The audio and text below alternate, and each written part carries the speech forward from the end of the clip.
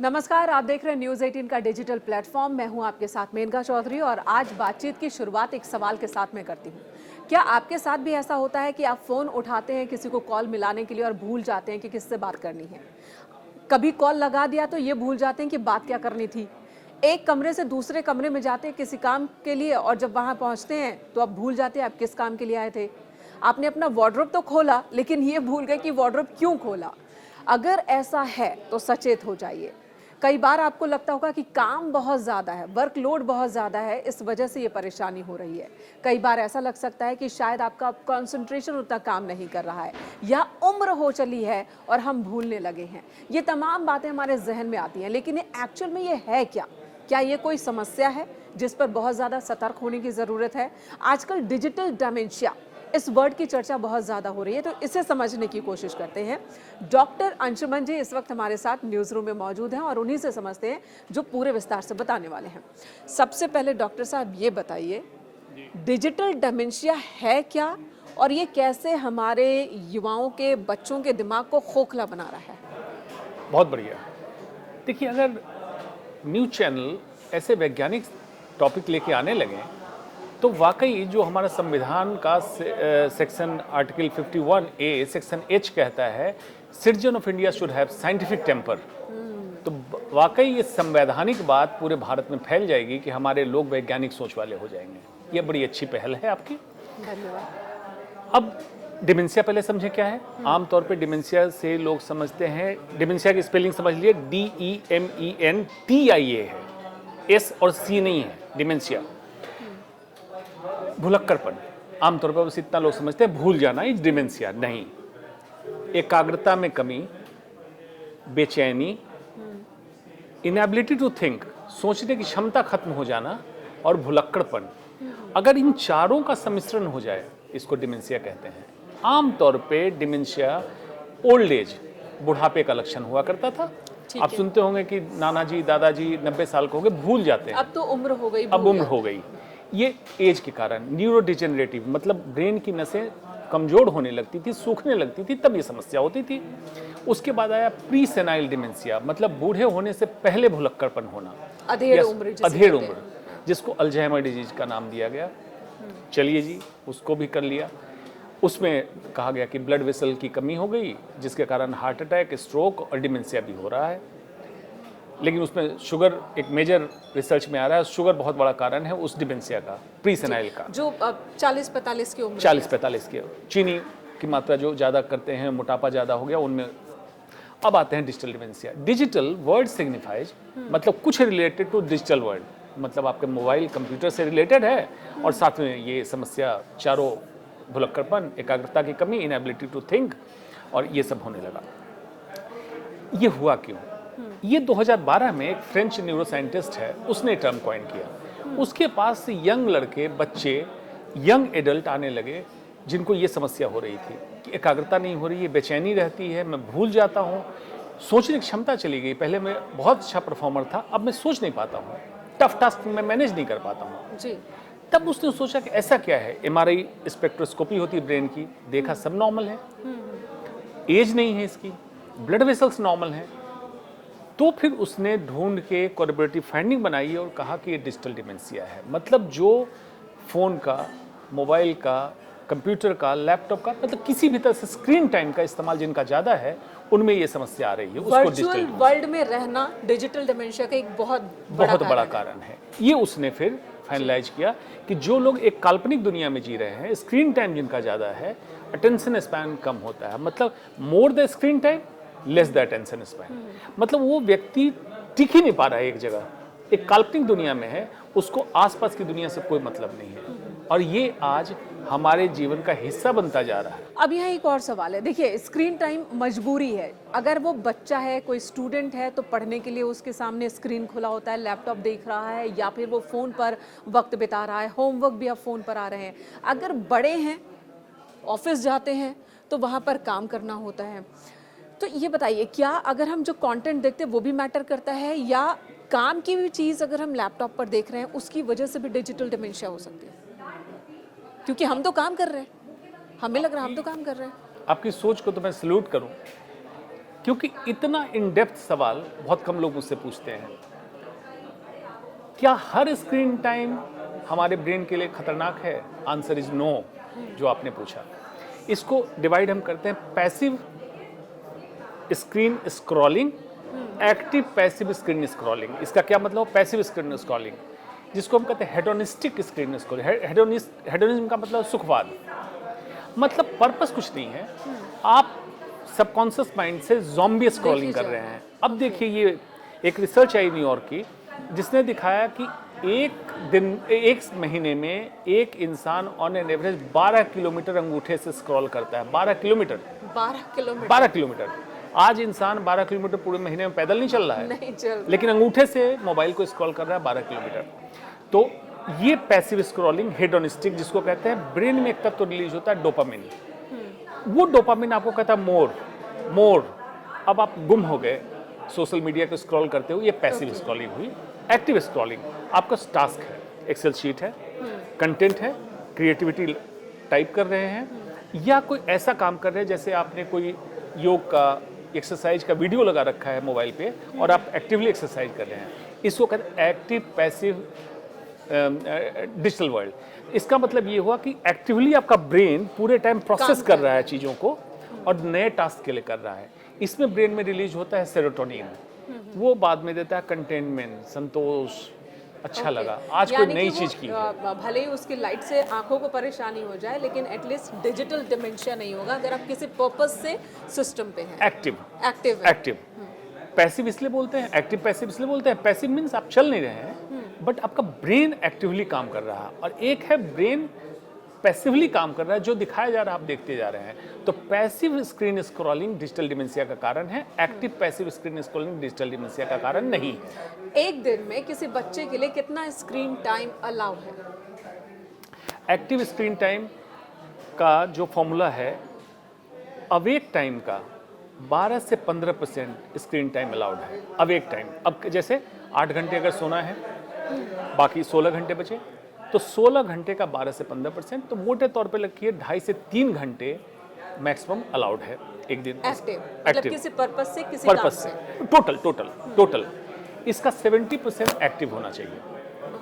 70% कोई भी task manager के लिए ब्रेन को सिग्नल मिलना चाहिए, और 30% हेडोनिस्टिक, मतलब इंटरटेनमेंट के लिए। आप कोई सोशल मीडिया देख रहे हैं, शॉपिंग कर रहे हैं, वेब सीरीज देख रहे हैं, 30%। तो इस 3 घंटे का 70% एक्टिव, 30% पैसिव, ये तो स्टैंडर्डाइज है। ये ऊपर नीचे हो सकता है, लेकिन एट द एंड ये है कि स्लीप टाइम से 2 घंटे पहले इसको बंद होना चाहिए। अदरवाइज दिमाग में एक पिनियल बॉडी है जो मेलाटोनिन सेक्रेट करता है, जिसके कारण हम सोते हैं और जगते हैं, जिसको कहते हैं सर्कैडियन रिदम, मतलब माइंड क्लॉक, जो हमें सुलाता जगाता है, ये डिस्टर्ब हो जाएगा। अब उम्र के हिसाब से बात कर लेते हैं। उस उम्र के बच्चे जो आजकल खाना भी खाते हैं तो फ़ोन देखकर या फिर टीवी देखकर खाना खाते हैं, 3-4 साल 5 साल तक के बच्चों की बात कर ले, उन पर असर ज़्यादा होता है क्या? वो भी, उनका भी दिमाग डिजिटल डिमेंशिया का शिकार हो रहा है फ़ोन की वजह से? खाने समय, क्योंकि इन बच्चों को पहचानना मुश्किल है। इस उम्र के बच्चे वैसे ही बहुत ज़्यादा एक्टिव होते हैं, वो हमारी बातों को नहीं सुनते हैं और हमें लगता है कि बच्चा बहुत ज़िद्दी हो रहा है, कंसंट्रेशन नहीं दे रहा, हमारी बातों पर ध्यान नहीं दे रहा, बच्चा बहुत ज़िद्दी है। तो वाकई वो सिर्फ ज़िद्दी है या डिजिटल डिमेंशिया का शिकार है? इस पर काफ़ी अच्छा रिसर्च आया कि खाने समय फ़ोन का इस्तेमाल करना, स्क्रीन का इस्तेमाल करना, फॉर दैट मैटर टेलीविज़न ही क्यों ना हो, किसी के लिए रिकमेंडेड नहीं है। इस पर रिसर्च आया कि जो खाने समय स्क्रीन का इस्तेमाल करता है, ओबेसिटी ज़्यादा हुई, मोटापा, खाना डाइजेस्ट नहीं हुआ, डाइजेस्ट भी नहीं हुआ, और खाना आपने ज़्यादा खाया। क्यों खाया ज़्यादा? खाना सिर्फ एक फूड नहीं है, आप जब मुंह में डालते हैं तो जीभ पे स्वाद आता है, जो सिग्नल देता है ब्रेन को कि फूड आया। आप उसको प्रॉपर्ली चबाते हैं क्योंकि आप कॉन्सेंट्रेट कर रहे हैं खाने पे, फिर ये प्रॉपर स्वेलो करते हैं, तो एयर साथ में स्वेलो, जिसको कहते हैं एरोफेजिया, मतलब देखते हैं कुछ लोग खाने के बाद बहुत डकार लेते हैं क्योंकि खाने के साथ हवा भी खाते हैं, ये आप नहीं करते हैं। खाना जब अंदर जाता है, डाइजेशन प्रॉपर है क्योंकि आपका दिमाग डाइवर्टेड नहीं है। अगर ये नहीं होता है तो ब्रेन को सिग्नल नहीं मिलता है और आप ओवर ईटिंग करते हैं। एरोफेजिया मतलब हवा भी खाते हैं साथ में, उसके साथ एसिड बाद में रिफ्लक्स होता है, जिसके कारण एसिडिटी की तकलीफ, और लंबे समय के बाद गैस्ट्रोएसोफेजियल रिफ्लक्स डिजीज और कैंसर, फूड पाइप के कैंसर की संभावना बढ़ती है। इसलिए कहा था खाने समय इस्तेमाल ना करें। इस पर बड़ा अच्छा उदाहरण देता हूँ। भारत से जापान टेक्नोलॉजी में बहुत आगे है। लेकिन उनके यहाँ कल्चर है जिसका नाम है इचिगो इची। उस कल्चर में क्या है, be in the present moment, जो करो फुलेस्ट करो। अभी जैसे हम बात कर रहे हैं तो बस ध्यान यहाँ केंद्रित हो, यही बात होगी। इसके लिए उन्होंने क्या कल्चर किया है, टी टाइम उनका होता है और टी जोन है। उस जगह पे टी जोन पे मोबाइल अलाउड नहीं है। दोस्त बैठे हैं, रिश्तेदार बैठे हैं, घर के लोग बैठे हैं, चाय पिएंगे, चर्चा सिर्फ उन दोनों की होगी जो लोग बैठे हैं, तीसरे व्यक्ति की चर्चा नहीं होगी। मोबाइल अलाउड नहीं है जी। कहते हैं कि इस मोमेंट को मुझे जी लेने दो, चाय को एंजॉय कर लेने दो। उनसे क्या टेक्नोलॉजी में हम आगे हैं? तो क्या भारत में कल्चर नहीं बन सकता है? खाने के टेबल पे मोबाइल नहीं होगा, टेलीविज़न ऑन नहीं होगा, बिस्तर पे, बेड पे, जब आप बिस्तर सोने पे जा रहे हैं तो मोबाइल टेलीविज़न नहीं होगा आपके बेडरूम में। पूजा की जगह, मेडिटेशन की जगह आपका मोबाइल टेलीविज़न नहीं होना चाहिए। ये हम क्या कल्चर में ला सकते हैं? माफ़ कीजिएगा, लेकिन भारत में फ़िलहाल खाने के टेबल पे, बेड पे और वॉशरूम में सबसे ज़्यादा फ़ोन इस्तेमाल किए जा रहे हैं। एक रिपोर्ट यही बताती है। इस पर किसी और दिन विस्तार से बात करेंगे। चर्चा करें। इस पे एक चीज़ बताता चलता हूँ, जो वॉशरूम की आपने बात कही। एक बार रैंडम मैंने कुछ लोगों का मोबाइल लेके सैंपल किया, उसका टेस्ट हम लोग करते हैं। कल्चर सब लोग जानते हो कि पेशाब का कल्चर करते हैं कि देखने के लिए इन्फेक्शन है कि नहीं। मोबाइल के केस से, मोबाइल के स्क्रीन से मैंने कल्चर लेके देखा और 10 के 10 मोबाइल में इकोलाई बैक्टीरिया मिला, क्लेब्सिला बैक्टीरिया मिला, जो टॉयलेट से आता है। टॉयलेट में जो होता है, जो टॉयलेट में और फिर होता है। वही फ़ोन हम हाथ में भी वही रखते हैं फ़ोन और हाथ खाना में खाते रखते हैं, वही हाथ से खाना खाते हैं, उसी हाथ से बच्चे को गोद में लेते हैं, उसी हाथ से बच्चे को दूध पिलाते हैं। ये आपके मोबाइल में, इसको मैंने कहा डिजिटल बग, वायरस वाला बग नहीं, ये आपके मोबाइल के ऊपर बैठा हुआ बग है। कभी मोबाइल साफ कर लीजिए और टॉयलेट में मत ले जाइए। वॉशरूम में तो नहीं ले जाना चाहिए, ना तो मोबाइल फ़ोन ना ही न्यूज़पेपर। बहुत सारे लोगों को आदत होती है न्यूज़पेपर भी वॉशरूम में वो ले जाते हैं, वो भी गलत है। खैर, अब हम डिजिटल डिमेंशिया अपने टॉपिक पर वापस आते हैं। छोटे बच्चों पर भी इसका बहुत ज़्यादा असर है। जो स्कूल जा रहे हैं बच्चे, 10, 11, 12 साल के टीनेजर्स, उन पर इसका इम्पैक्ट किस तरह का है? बिल्कुल, बच्चे की उम्र जितनी कम, ब्रेन का डेवलपमेंट उतना फास्ट, और उस ब्रेन के डेवलपमेंट को जैसे हम शेप देंगे, अगर बच्चों में पैसिव टाइम ज़्यादा होगा तो इम्पैक्ट ज़्यादा होगा। और ऐसे बच्चे का कॉग्निटिव फंक्शन कहते हैं higher thinking ability, introspection, foresightedness, analytical power, ये कम डेवलप होगा। अब कहिएगा कि फिर क्या बच्चे स्क्रीन पे जो पढ़ते हैं क्या करें? मैंने बताया एक्टिव पैसिव स्क्रीन टाइम, उसमें बच्चे को टास्क मिल रहा है, टास्क मैनेजर ब्रेन की प्रोसेसिंग बढ़ा रहा है, तो उसका डेवलपमेंट बढ़ेगा। अब लोग समझ रहे होंगे कि तो क्या करें, छोड़ दें? नहीं, टेक्नोलॉजी आई है, टेक्नोलॉजी का सही इस्तेमाल करना है। क्यों? आज मैक्सिमम किताबें डिजिटल वर्ल्ड में उपलब्ध है, ठीक? आने वाले 20 साल बाद आपको हार्ड बुक, मतलब हार्ड कॉपी किताबों की नालंदा विश्वविद्यालय जैसी जगहों पे मिला करेगी, आपके घरों में नहीं होगी। सब कुछ डिजिटलाइज हो जाएगा।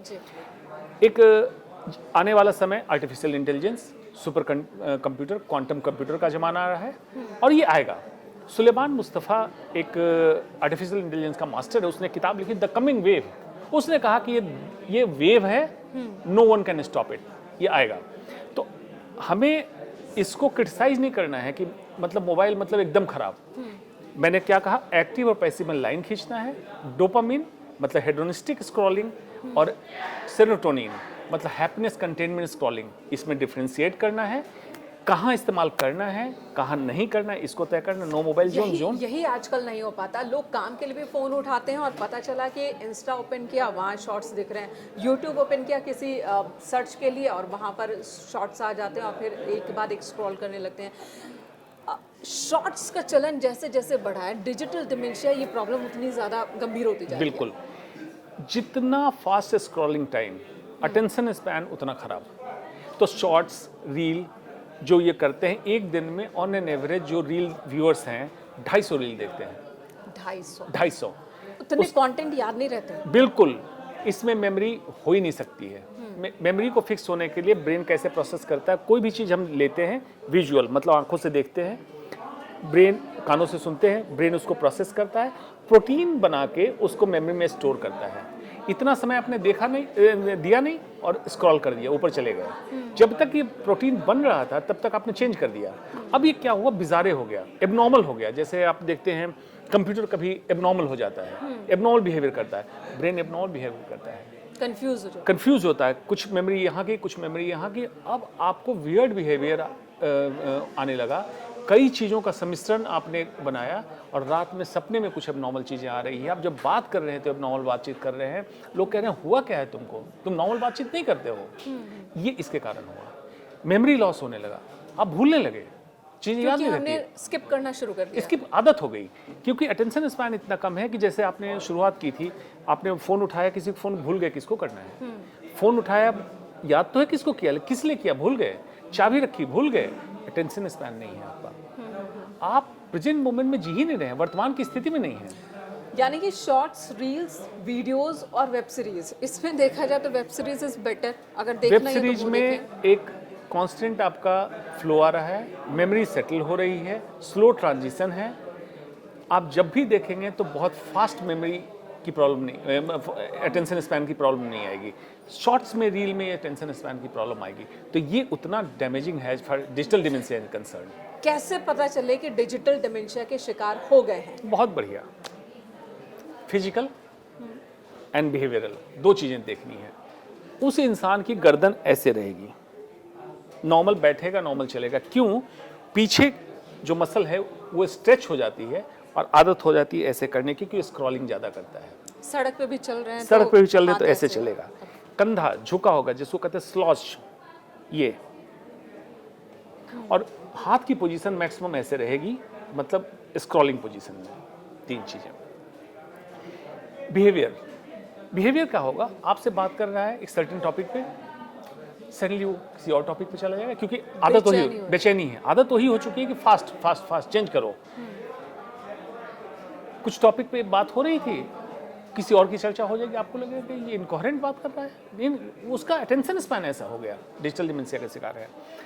बैठा है अपना मोबाइल ढूंढने लगेगा, मोबाइल उठा लेगा, कुछ करने लगेगा। थोड़ी देर में आप पूछेंगे हुआ क्या, हम बात कर रहे हैं, बात कर रहे हैं, क्या बात हुई? आपको लगेगा कि हुआ क्या है इसको, डिजिटल डिमेंशिया का शिकार है, उसकी मजबूरी हो चुकी है। नोमोफोनिया, नो मोबाइल फोन, नोमोफोनिया एक एडिक्शन कॉइन कर दिया गया अमेरिका में। उसको बेचैनी होगी, लगेगा मेरा फ़ोन कहाँ है, मेरा फ़ोन कहाँ है। 2 मिनट उसका फ़ोन अगर हटा दिया जाए तो वो नोमोफोनिया, बेचैनी। फैंटम रिंग, PHANTOM, फैंटम मतलब झूठा, फैंटम रिंग, उसको सुनाई देती है, मेरी घंटी बज रही है, मेरे फ़ोन की घंटी बज रही है, फ़ोन टटोलेगा, मेरे फ़ोन कहाँ है, घंटी बज रही है, देखेगा घंटी नहीं बज रही है, झूठा रिंग। इसका शिकार हो चुका है, मतलब ये डिजिटल डिमेंशिया में जा चुका है इंसान।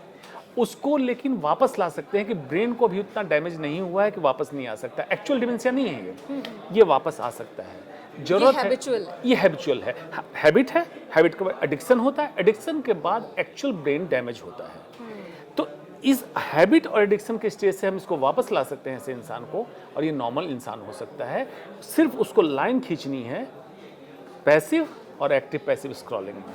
ध्यान से सुनिए, अगर आपको भी ये समस्या हो रही है कि फ़ोन नहीं हाथ में रहने पर बेचैनी होने लगती है कि मेरा फ़ोन कहाँ है, अगर लगे कि बार बार की कोई कॉल आ रही है या फिर समय देखना है या कहीं कोई मैसेज तो नहीं आया, इस बहाने से अलग अलग बहाना आप तलाश रहे हैं हाथ में फ़ोन पकड़ने के लिए, जब आप किसी से बात कर रहे हैं तब भी आपको फ़ोन की ज़रूरत महसूस हो रही है, तब भी आप स्क्रॉल कर रहे हैं, इसका मतलब कि आप हैबिचुअल से आगे एडिक्शन वाले लेवल पर पहुँच चुके हैं। इससे पहले कि डिजिटल डिमेंशिया की पूरी तरह से गिरफ्त में आ जाए, सचेत हो जाने की ज़रूरत है। और जो डॉक्टर साहब कह रहे हैं कि अगर फ़ोन है भी तो कुछ काम का काम कीजिए, वरना उसे साइड रख दीजिए।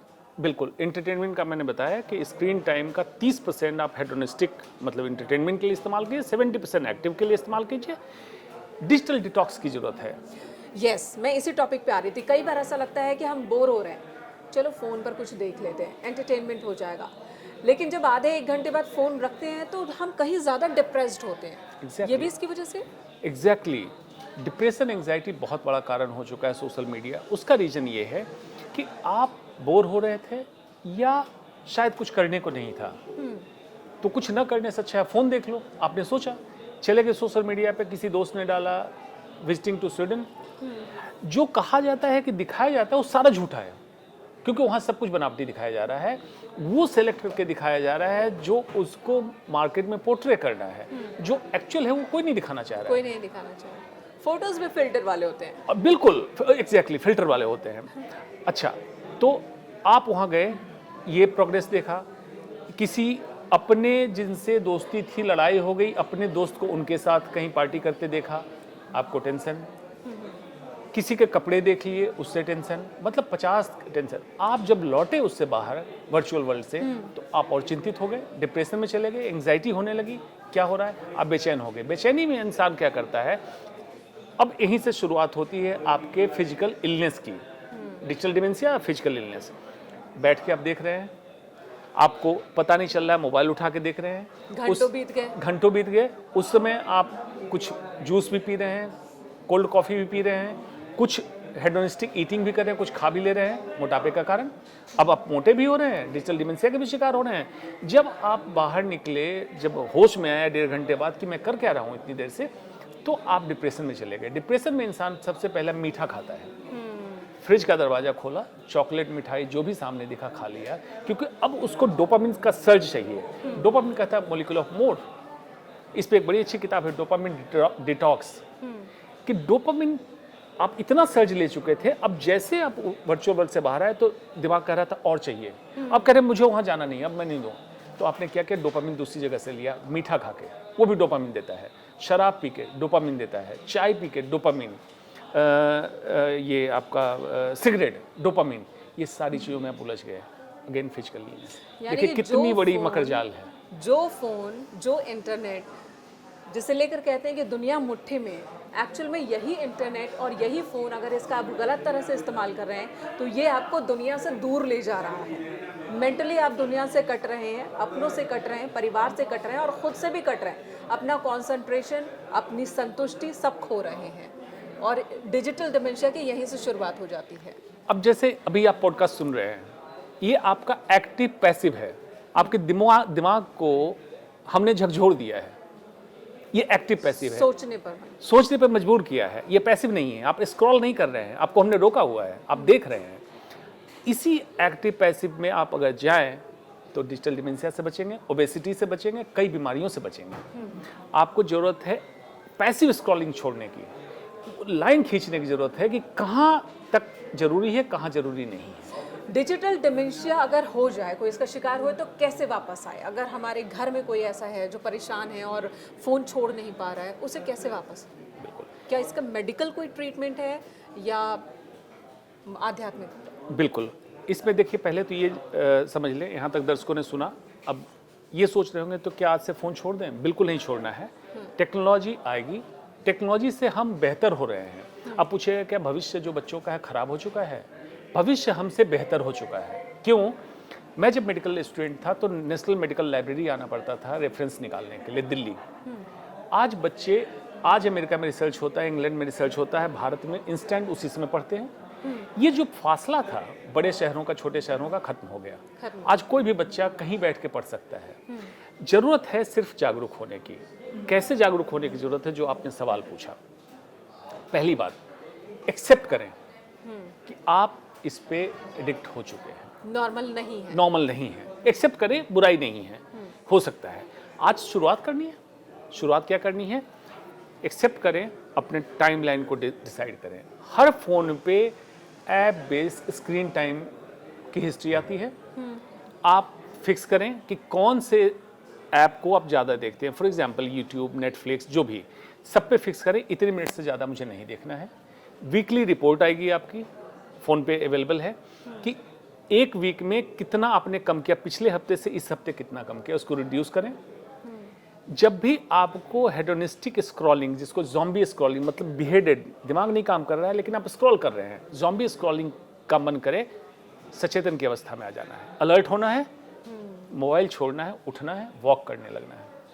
घर के अंदर ही थोड़ी चहलकदमी कीजिए, नींबू, अदरक, इस तरह की चीज़ लें। जो साल्ट टेस्ट जब जीभ पे जाता है तो ब्रेन को डिफरेंट सिग्नल मिलता है, ब्रेन को अलर्ट करता है, एक्टिव करता है। चाय ना पिए उसमें, मीठी चीज, नींबू, अदरक, इस तरह की चीज जो पंजेंट हो, स्पार्कल करे, जो पंजेंट हो, सिट्रस हो, ये जीभ के ऊपर डालें। आपको इंस्टेंट लगेगा, हाँ मेरी इच्छा खत्म हो गई। उसमें क्या नहीं करना है, मीठी चाय नहीं पीनी है, सिगरेट नहीं पीनी है, उस समय शराब नहीं पीनी है, कोई और चैनल खोल के या फिल्म खोल के नहीं देखना है, मतलब किसी तरह स्क्रीन में नहीं उलझना है। 2-3 चीज़ें नहीं करनी है। क्या करना है मैंने बता दिया। ये करने के बाद आपने एक्सेप्ट कर लिया कि मुझे करना है। अब क्या करना है, अपनी आदतों में नई चीज़ों को डालें। नई चीज़ क्या हो सकती है? डिजिटल डिमेंशिया से निकलने में मेडिटेशन कितना उपयोगी है? बिल्कुल वहीं आ रहा हूँ। सुबह उठना शुरू करें, सर्कैडियन रिदम को फॉलो करें। रात को सोने से पहले मैंने कहा था screen time, screen of, blue light किसी भी तरह की, चाहे नाइट लैम्प हो, चाहे आपके पास एलेक्सा का बॉक्स हो, blue light of, wifi router of, वो आपके दिमाग को डिस्टर्ब करता है, सोने नहीं देता है। इसको करना है। सुबह जब जल्दी जगें, प्रकृति में टहलने जाएं, एक लौट के आए, सचेतन की अवस्था में बैठे, कुछ नहीं करना है, ऑब्जर्व करें।